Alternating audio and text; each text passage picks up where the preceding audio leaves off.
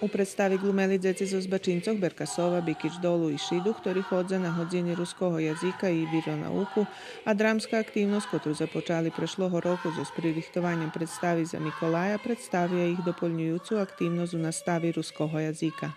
Text bol po serbsky, preložili sme ho po rusky i dali sme ho decom po rusky. Medzi tým oni, evo, jak si mali nahody vidieť, vo zrostoch od peršej osnovnej po treću štrednju i to bolo dosť češko išli probi čitanja, pretože ne každý na istým úrovňu i ne každý zo domu noši ruski jazyk, da jedni slabo i čuli.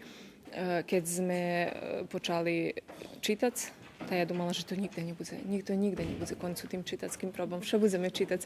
I vecka u jednej chvíľky, jako coška kliklo i ono počalo. I vec vypendrali še na scénu i oni to už na pamäť znajú. To už tak to prisvojili jak od svojo. Popri Nataši Jedelinski Mikolka s decmi robili i Dalibor Boldiš, Zlatica Sivš Zdravić, Vera Dupalo i Vladimir Jedelinski Mikolka. Predstavu režiral Cvetina Ničić, a potrimali ju Nacionalni sovid Rusnacov, ktorý obezpečil prevozku, kulturno-prosvitne društvo Đura Kiš, ktoré ustupilo prostoriji za otrimovanje proboh, i kulturno-obrazovni centar Šit, ktorý finansoval režisera i požičal kostimi.